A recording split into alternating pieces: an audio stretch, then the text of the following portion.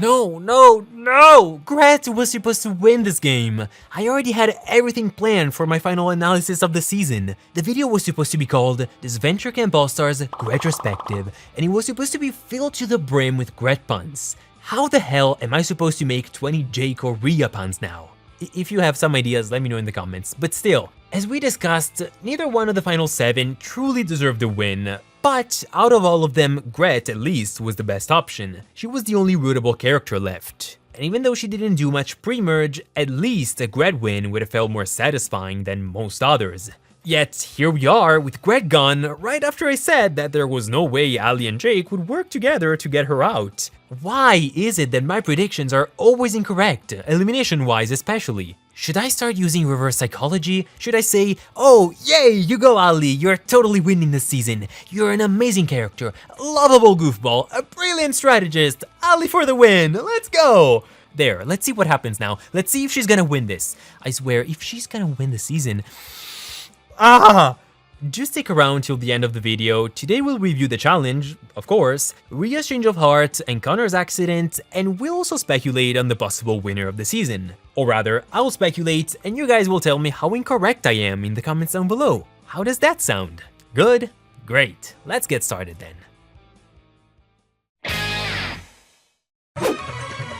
I hate to say this, given Grett's elimination, but this episode, it was excellent, and I so did not expect this. At this stage in the game, making things interesting for the final 5 or the final 4, it's extremely tough. You need to plan ahead a whole lot to make the most of the few characters you have left. And damn it, plan ahead they did. Aside from Trevor getting caught while planning Crystal's downfall and Connor helping Jake train after last episode's fiasco, we see Riya troubled, taking serious stock of her life. With Alec gone and Connor so disappointed in her, something seems to have snapped, and Riya is now having second thoughts about her evil persona. Finally! How is it that we've had to wait 16 episodes for this to happen?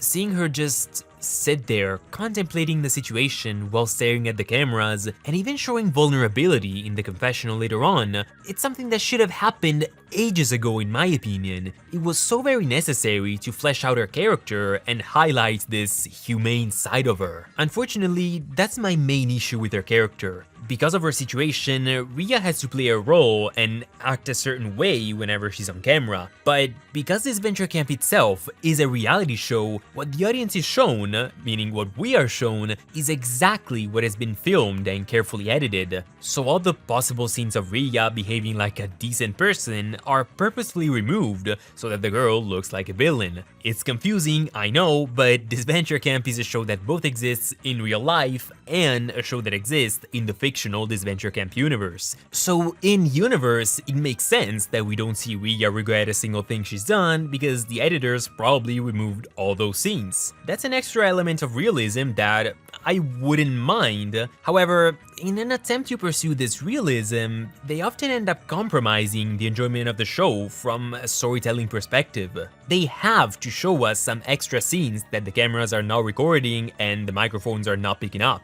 After all, they've done it with Trevor's phone calls with Emily, so why can't they show us Riya being a good person? Her contradicting herself is often caused by her evil persona and her kinder self clashing, which makes complete sense and does make her character much more complex. Yet, if they don't hint at why she's contradicting herself, then she's just perceived as inconsistent and incoherent. To put it simply, if she says one thing and does the complete opposite a minute later, then for it to make sense, she should at least appear hesitant before acting at least, you know? She should have second thoughts, show remorse, or that she's conflicted. And again, they only need to hint at this, actions speak louder than words, so she doesn't need to talk into a camera and express her ambivalence, she can just appear conflicted in a subtle but effective way, and that's that. Ideally, I would have loved to see it getting harder and harder for her to stay in character and keep being TV's favorite villain. Instead, since we can only imagine what happens off screen,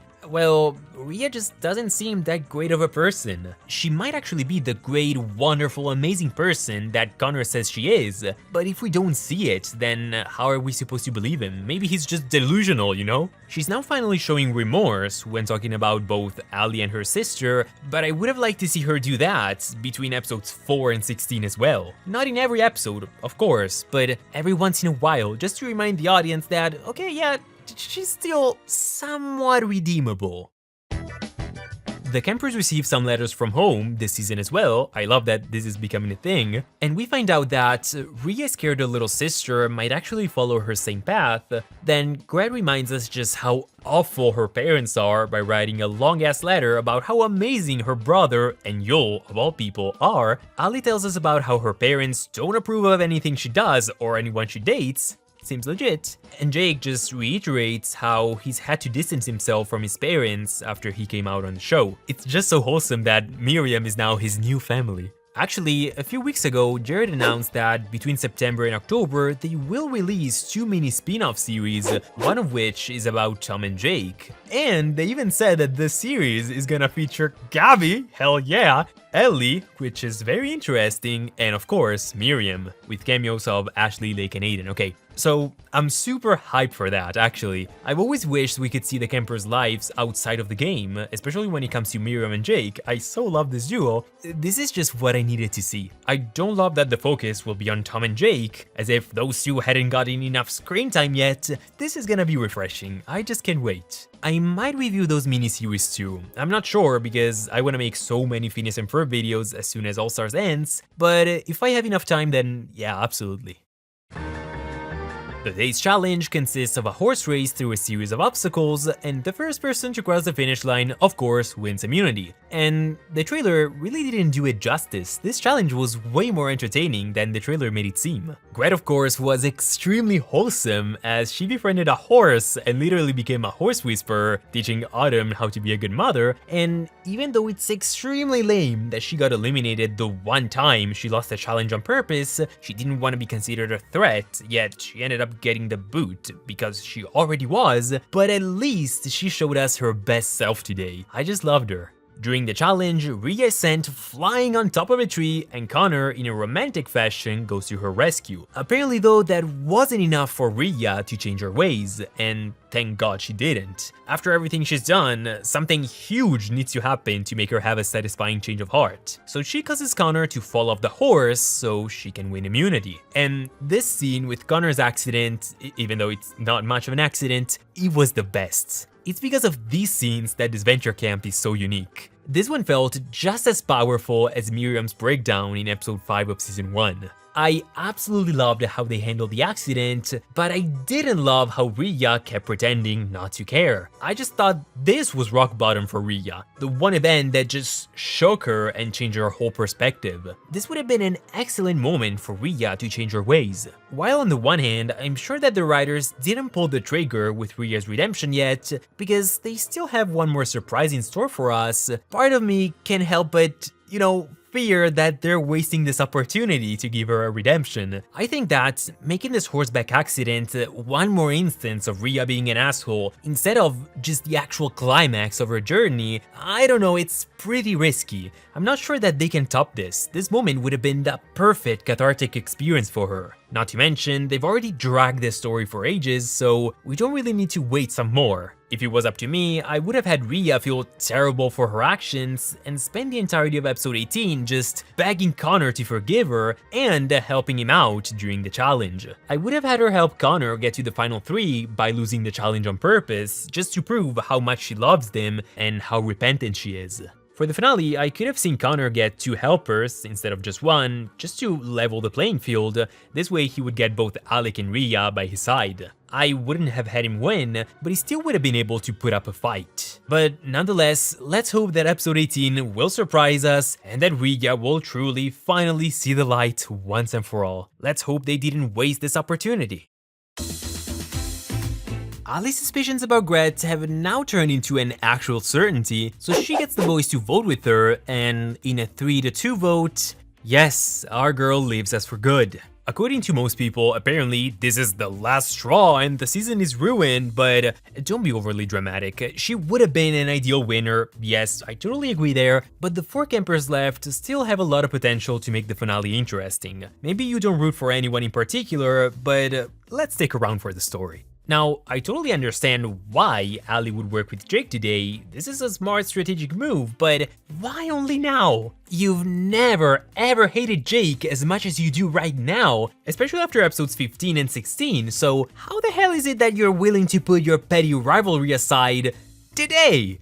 Like, what? Couldn't you do it when Ashley was still in the game? Is getting him out not a priority to you anymore? I just thought your hate for him burned with the white-hot intensity of 1,000 suns. I was about to change the Jake hate chart for you. You're such a letdown, Ali. As for Grett, her farewell was surprisingly well executed. She left on a high note and took the elimination as a sign of her being a huge threat and a great mastermind. And you know what? You freaking are, Grett. You would have destroyed them in the finale. She was so very likable this season, and even though her kinder side seemed to come out a little too suddenly, it didn't really feel out of character. And that was really tricky to do because season 1 Grett didn't really have that many redeeming qualities, yet her growth and her emotional maturity, they felt very natural. Hats off to the writers. These last few episodes, she's been extremely enjoyable to watch. You just couldn't help but root for her, and that's why most people are super disappointed with her elimination. She even shined in the Patreon's portion today. She will be missed. Although it's a little weird how she seems to have forgiven Riya for siding with Yul in episode 13. For some reason, I'm not sure where that came from because she did say she didn't like or trust her, so now she's wishing her good luck?